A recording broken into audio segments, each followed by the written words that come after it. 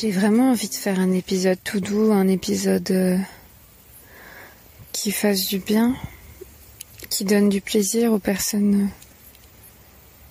qui l'écoutent, à toi. J'ai vraiment envie de te faire du bien. Et j'ai conscience que ce podcast est vraiment hyper chargé, badant, lourd, je sais pas comment dire. Mais aujourd'hui, j'ai envie de faire un épisode qui te fasse plaisir. Je sais pas ce que tu fais pendant que tu l'écoutes. Si tu marches, si tu prends des transports en commun, si tu es dans une voiture, si tu fais le ménage, la cuisine, ou si tu as pris un temps spécial pour écouter ce podcast à ne rien faire d'autre. Dans un lit, je sais pas, j'aimerais beaucoup te faire du bien. Et c'est pas au sens sexuel, pas du tout. Donc cet épisode s'appelle Je survis à l'abstinence. C'est le 3e extrait de mon Survivor Tour, mon tour de France à pied contre les violences sexistes et sexuelles, que j'ai commencé le 1er juillet 2020 à Dunkerque. Donc ce Tour de France va se dérouler sur plusieurs années. Cet été, c'est la première étape. Je marche 3 mois entre Dunkerque et la Bretagne. Donc entre la frontière belge et Brest. Mais voilà, je sais pas où je vais arriver en Bretagne encore. On est à la fin du mois d'août 2020 et je suis en Normandie. Je vais bientôt arriver au Mont-Saint-Michel et puis en Bretagne. Voilà, dans le premier extrait, j'ai raconté comment je dormais dans la forêt, comment je survivais dans la forêt. Depuis, si tu suis mon compte Instagram, mes réseaux sociaux, t'as peut-être vu qu'il m'est arrivé des mésaventures en dehors de la forêt. Donc nouvelle preuve que la forêt c'est le meilleur endroit la nuit pour dormir. Dans le 2e extrait de mon Survivor Tour que tu peux écouter si tu l'as pas écouté, comme le premier, en cherchant les autres podcasts, les autres épisodes de ce podcast Marie sans filtre, tu trouveras ces extraits. Donc le premier s'appelle Survivor Tour, je survis dans la forêt. Le 2e s'appelle Survivor Tour, je survis à une agression sexuelle.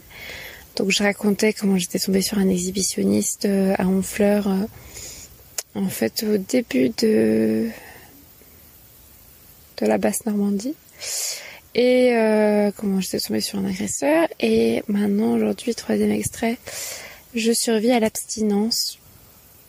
Je sais pas comment faire cet épisode. J'improvise complètement, tu le sais.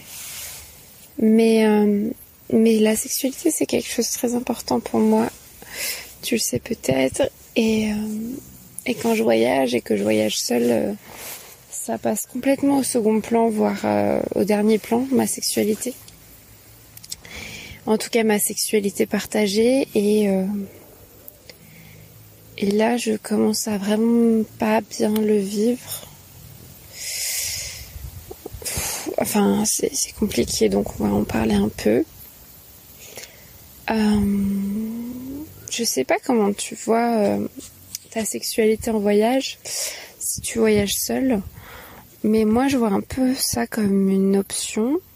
Un peu comme manger des frites ou boire un verre. C'est un truc qui est cool quand on est en vacances, mais qui est pas la première raison pour laquelle on part en vacances. Enfin, je pars en vacances. Dans l'épisode 5 qui s'appelle Je suis amoureuse, je raconte ma dépendance affective. Si tu te demandes ce que c'est, je te conseille de l'écouter. Dans l'épisode... je me rappelle plus des numéros. Dans un des épisodes suivants qui s'appelle Je suis une salope, je raconte un peu ma sexualité débridée, le fait que je couche avec beaucoup de personnes, que j'ai beaucoup de désirs et que je chope facilement. Et dans l'épisode suivant, qui s'appelle Je suis célibataire, je raconte pourquoi je suis célibataire. Voilà, donc ces 3 épisodes sont vraiment importants à écouter pour comprendre ce que je vais te raconter aujourd'hui. Mais c'est pas non plus indispensable, hein. C'est juste pour que tu saches d'où je parle. Mais voilà, pour résumer, pour actualiser ces épisodes, je dirais que j'ai pas fait de sexe avec quelqu'un depuis 5 mois. Depuis le confinement, j'ai fait du sexe avec un mec 3 jours avant le début du confinement, donc à la mi-mars 2020, en mars 2020, et là on est fin août 2020, donc ça fait plus de 5 mois quoi. Et depuis, merci la masturbation, merci les sextoys, merci mon womanizer, mais en fait, je passe par des périodes comme ça dans ma vie où je baisse pas pendant plusieurs mois. Et c'est ok. Parce qu'en fait, je suis dépendante affective, donc je deviens dépendante affective de quelqu'un. On peut aussi dire tomber amoureuse. Et après, je baisse. Ça se passe mal, je suis triste et je baisse pas pendant 4-5 mois. Après, la libido revient, l'envie de rencontrer des gens revient. Je rencontre quelqu'un, je baisse, hop, ça se passe mal, je suis triste, je me recoupe pendant 4-5 mois. Ouais, après, ça peut être pas une seule personne, ça peut être plusieurs rencontres, genre je baisse pas qu'un seul mec tous les 6 mois, mais globalement c'est comme ça. Et puis il y a aussi les infections, je fais pas mal de mycoses, des infections urinaires, et j'avoue que ça me vaccine un peu pendant les mois suivants. Je suis un peu en mode ma libido is gone. Mais voilà, aujourd'hui je voudrais fêter un anniversaire. Ça fait 1 an que j'ai pas eu d'infection urinaire, aussi appelée cystite. Ça fait 1 an. Et je suis trop contente. Là je suis dans un champ. Enfin, je sais pas ce que c'est en fait, c'est une sorte de champ herbeux, mais il n'y a pas de barrière, il n'y a pas de plantation, il n'y a pas d'animaux. Et je suis en pleine ville. Je suis à Coutainville en Basse-Normandie. J'arrive sur Granville dans quelques jours, puis le Mont-Saint-Michel. Et en fait, je suis assise, allongée dans l'herbe avec ma tête sur mon sac à dos et puis mes fesses, mon dos sur mon poncho, ce qui me protège, ma cape de pluie. Donc voilà, j'ai enlevé mes chaussures, mes chaussettes, je suis dans l'herbe, il y a un peu de vent mais pas trop. Il y a un grand soleil. Je suis entourée de champs, donc je suis dans la ville mais en même temps dans un endroit assez isolé. Je me sens absolument trop bien et j'ai envie de dormir. La nuit dernière, j'ai très mal dormi. Je me suis posée à un spot de camping sauvage là où il y a des vannes, des camping-cars et tout. Et en fait, c'était derrière les dunes, il y avait un vent de malade et je me couchais à 20h30 et 2 heures après, je dormais toujours pas parce que bien que je sois épuisée, il y avait un tel vent que le vent déracinait ma tente. Il faisait un bruit de folie et ma tante souffrait. Donc à 23h, j'ai décidé de changer ma tente de spot et je l'ai mise à un autre endroit. Enfin bref, c'était horrible. J'ai trop peu dormi. Donc du coup aujourd'hui j'ai marché que 14 km. Et je culpabilise de pas marcher plus. Mais en fait je suis crevée. J'en ai marre. Je m'ennuie. Ça fait quelques jours que c'est très dur. Je me suis tordu les 2 chevilles. Je me suis ramassé les coudes par terre. Je suis tombée. J'ai des croûtes. Je suis épuisée. J'ai pas le moral. J'ai envie de rencontrer des gens.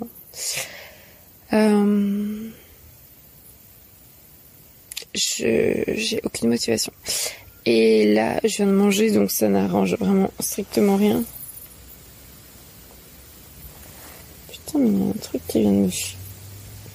Non, je sais pas, j'avais l'impression qu'il y avait un truc qui m'était tombé dessus, mais c'est peut-être dans ma tête. Et j'ai envie de baiser. Ah oui, j'étais en train de dire, donc je viens de manger, donc je suis pleine comme une outre.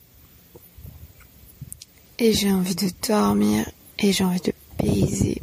Donc on en vient au thème d'aujourd'hui. Je survis à l'abstinence. En fait, l'abstinence, c'est quelque chose que je choisis et que je ne choisis pas. Dans une certaine mesure, je peux faire du sexe avec des gens, mais je n'en ai pas envie, ou alors je m'en donne pas les moyens. Et d'un autre côté, je souffre de cette absence de sexe et j'aimerais beaucoup en faire.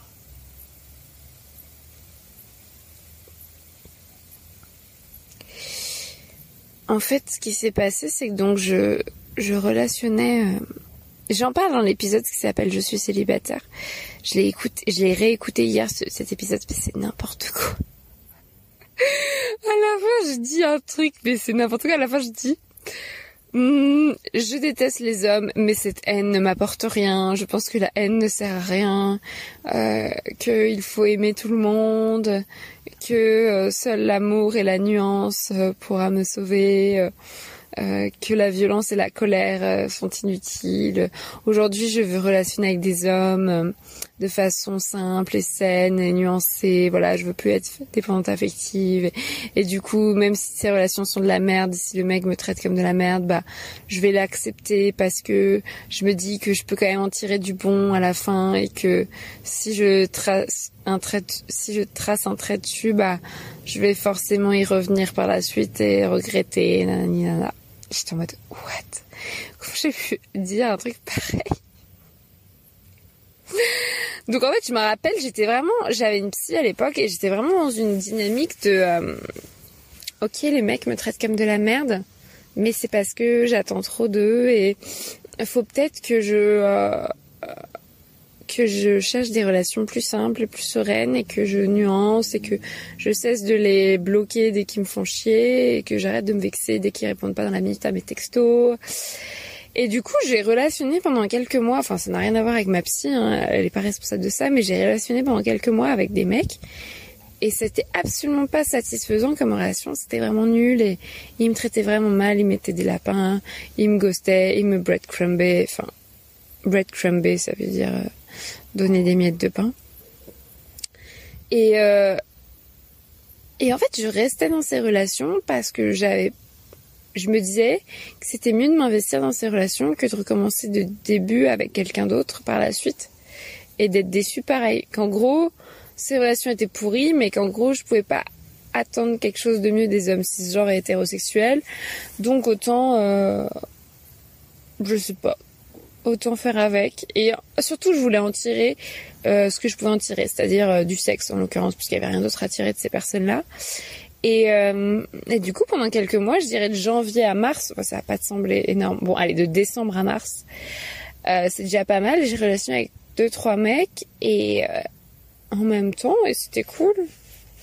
Non, c'était pas cool, mais enfin, je veux dire, c'était cool dans le sens, j'avais l'impression d'avoir une vie sexuelle, pas amoureuse, mais une vie sexuelle. Et voilà. Et en fait, le confinement est arrivé. Bon, je te raconte ma vie. Hein.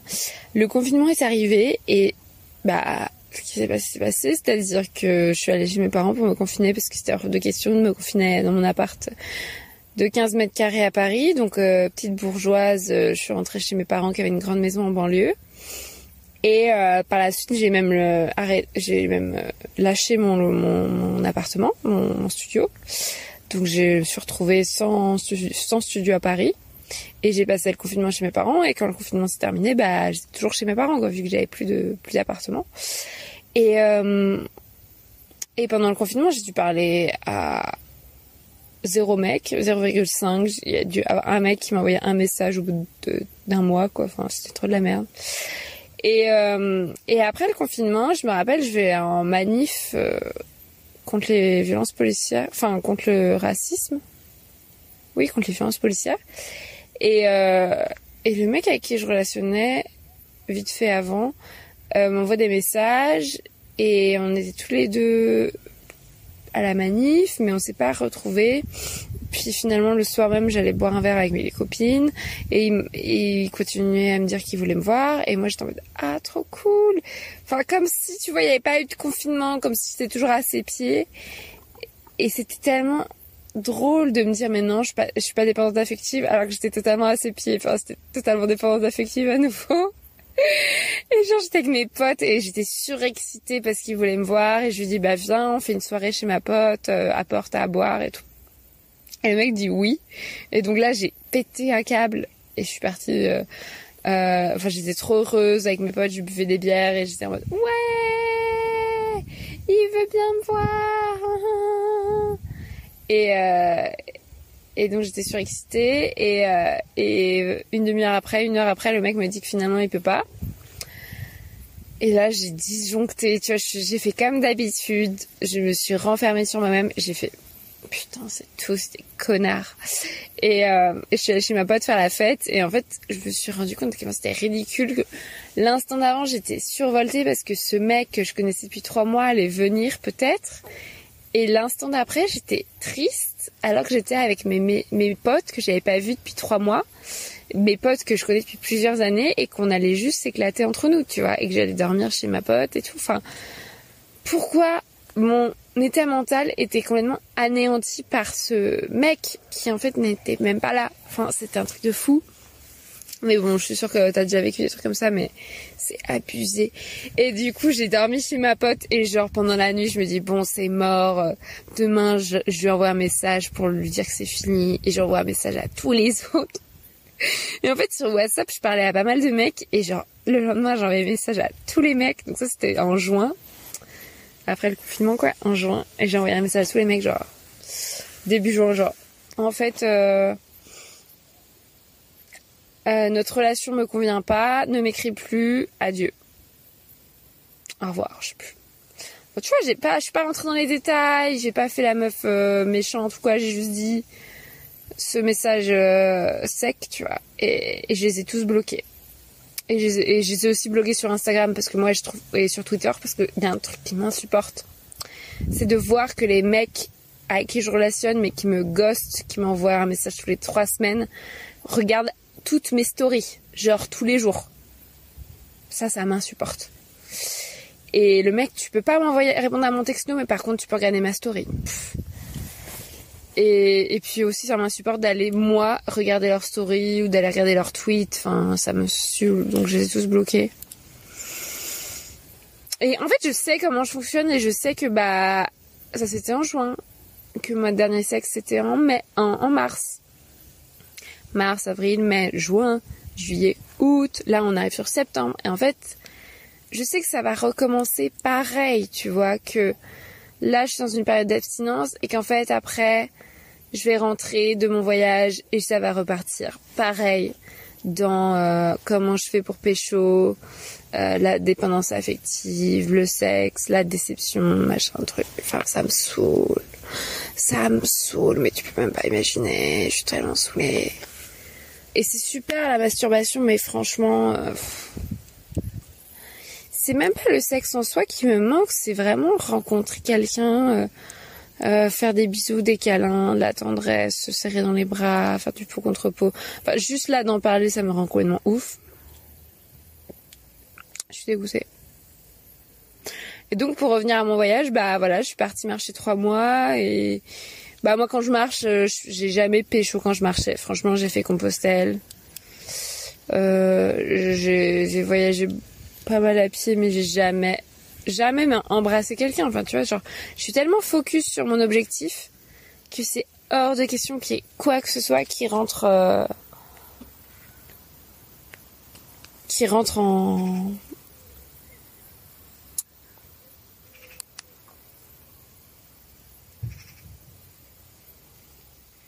Je sais pas comment dire, en collision avec ma marche, quoi. En fait, c'est ça, c'est que je peux pas faire de rencontres parce que je bouge tout le temps. Et même quand je rencontre des marcheurs ou des marcheuses, bah déjà ils sont en couple, donc c'est insupportable. Et en plus, En fait, on marche pas à la même vitesse et du coup, moi, je sais ce que je veux dans ma journée, eux aussi, et du coup, voilà, on va pas rester ensemble très longtemps. Et quand je rencontre des gens dans les villes ou dans les campings, ou j'en sais rien, c'est pareil, c'est des rencontres hyper éphémères et du coup, y a rien qui se fait. Et moi, il est hors de question que je sacrifie ne serait-ce qu'une heure pour baiser. Non, mais c'est ça que je me disais hier. Je me disais ça, c'est trop drôle, je me disais. Mais en fait, même si là je veux baiser, en fait, même si on parle pas, si on baise juste, ça va prendre minimum 4 heures de la journée. Et en fait, j'ai pas 4 heures de la journée. Je sais pas si tu vois ce que je veux dire, mais genre moi, il faut que je marche. Bon là, là, il est 17 heures. Je me suis arrêtée plus tôt aujourd'hui parce que je suis morte, mais en fait, ça peut pas rentrer dans mon emploi du temps. Alors que quand j'ai fait le tour du globe en cargo, pareil, il y a un épisode de podcast de Marie sans fil sur le tour du globe en cargo, si tu veux l'écouter. Et je raconte ça, j'ai pécho des mecs, mais genre déjà, j'ai attendu genre 1 mois. Attends, c'est le dimanche 3 mars que j'ai pécho.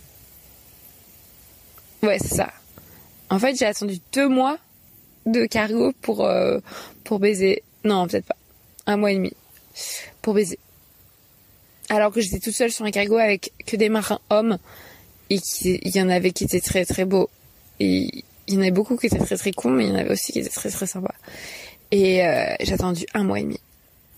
Alors que j'avais rien à faire, tu vois, j'avais pas à marcher, j'avais pas d'objectif. Mais juste quand je suis en voyage, j'ai autre chose à penser, et puis j'étais pas montée sur le cargo pour ça, quoi. Puis en fait, j'étais traumatisée des hommes, donc c'est un autre problème, j'avais peur d'eux. Le moment où j'ai plus eu peur d'eux, après je les ai baisés, mais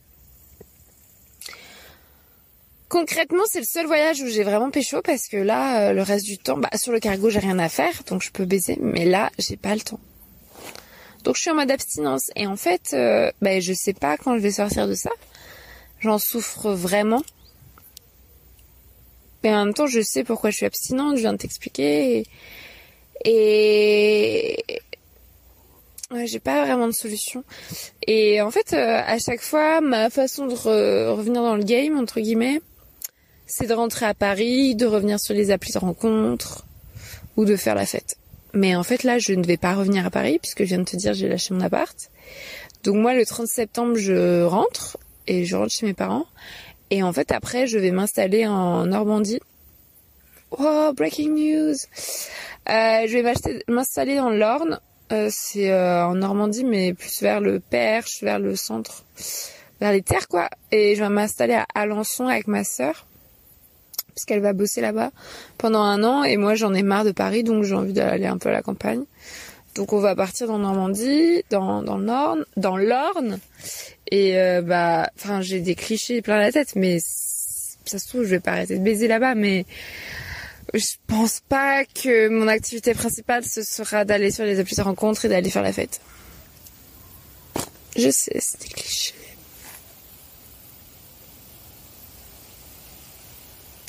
Et puis le fond du problème, c'est que je déteste les hommes, c'est qu'ils me dégoûtent, c'est que j'en peux plus en fait. Genre, la sexualité avec les hommes, c'est trop de la merde.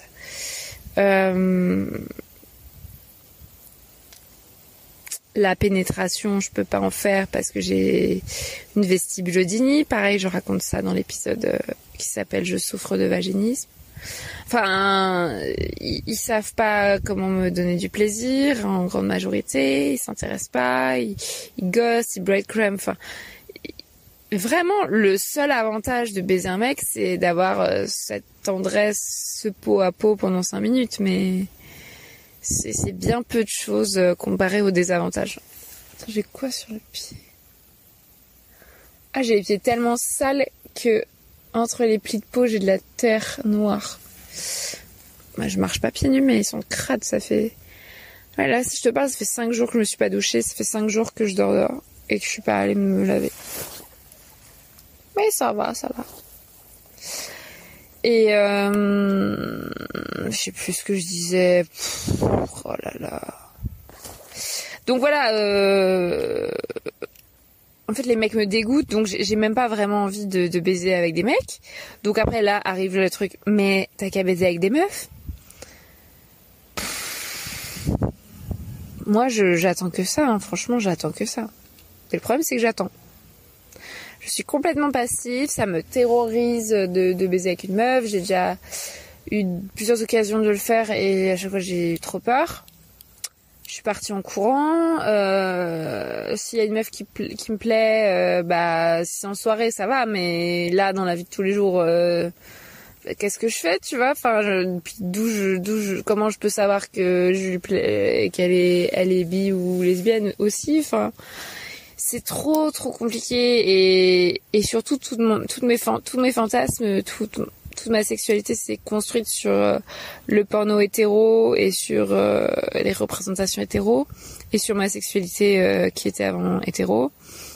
Du coup, moi quand je fantasme le truc classique quoi d'un mec et d'une meuf et c'est insupportable. Du coup, j'ai du désir pour des meufs, mais là en ce moment, mais je te dis, enfin, franchement, je te dis en ce moment, quand je croise des gens, indépendamment que ce soit des meufs ou des mecs, je me demande toujours si ils me plaisent ou elles me plaisent.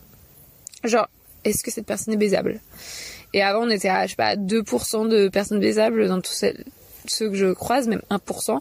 Et là, on est monté facilement à 10%. Donc, j'exagère. Mais là, je croise plein de gens qui me plaisent, surtout des meufs, en fait. Et il se passe rien.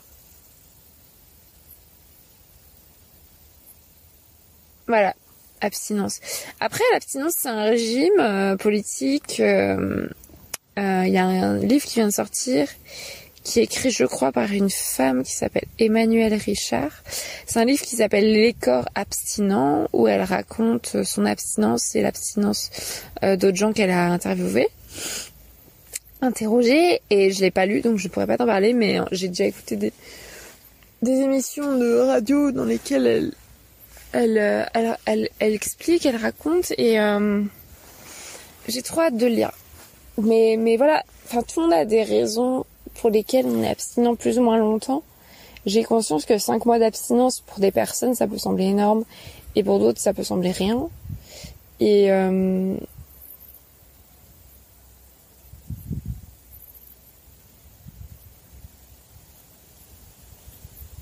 je pense que ce qui manque plus, enfin c'est ce qu'elle disait aussi, Emmanuelle Richard, je crois que ce qui manque le plus aux personnes qui sont abstinentes comme moi en ce moment, c'est le contact physique, c'est la relation. En fait, le sexe pour le sexe, jouir pour jouir, c'est pas ça qui me manque parce que moins on en fait, moins ça nous manque déjà. Et puis moi, je me masturbe, donc j'ai pas de soucis à ce niveau-là. Même j'ai plus de chances de jouir seule qu'avec un partenaire en l'occurrence. Mais moi, je suis super tactile et on vit dans une société dans laquelle on touche pas les gens, surtout en ce moment, hein. Et du coup, je fais de câlin à personne et c'est relou. Moi, j'adore. Moi, mon rêve dans la vie, enfin pas mon rêve, mais ce que j'adore faire, c'est rester dans un lit avec quelqu'un et faire des câlins toute la journée. Mais ça, c'est ma passion. Et de temps en temps, on baisse si on a envie, on mange, on va faire pipi, on prend un bain ensemble. Mais moi, ah, mon Dieu, mais rien d'en parler, ça me fout tellement le seum.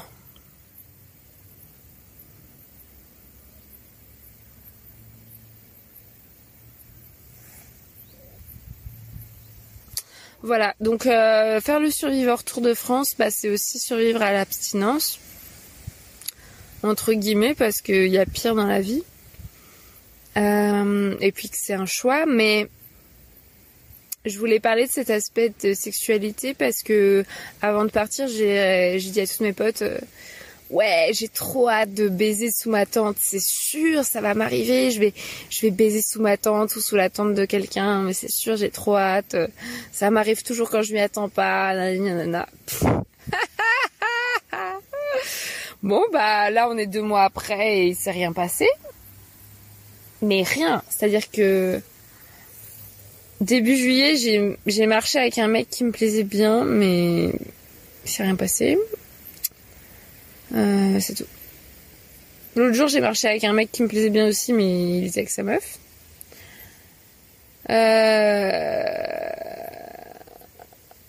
J'ai aussi marché avec une meuf qui me plaisait bien, mais elle était avec son mec. Non, mais je te jure, c'est n'importe quoi. Alors que franchement, des gens qui marchent seuls, il y en a plein. Pourquoi et moi je les rencontre pas, et pourquoi on s'entend pas bien, et pourquoi on me baisse pas, tu vois, pourquoi ça m'arrive pas.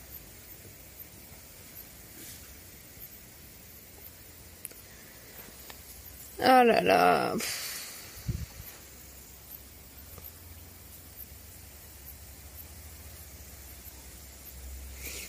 Je suis tellement épuisée, tu vois, là je suis à Coutainville, je me dis bah ce soir j'ai qu'à aller dans un bar et boire. Mais en fait, je ne vais pas faire ça.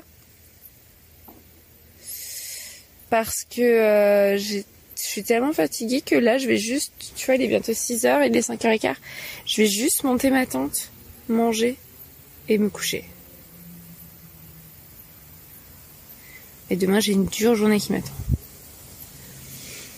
S'il vous plaît, si je pouvais juste baiser, mais genre même pas baiser, juste toucher quelqu'un pendant 5 minutes, ce serait tellement beau. Voilà.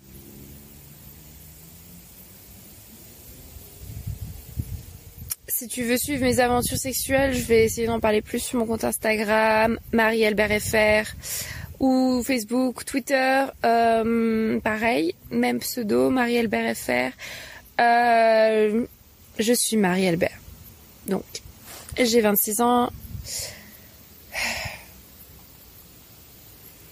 Je suis une femme cisgenre, blanche, pansexuelle, dépressive, valide, athée, jeune, mince et riche.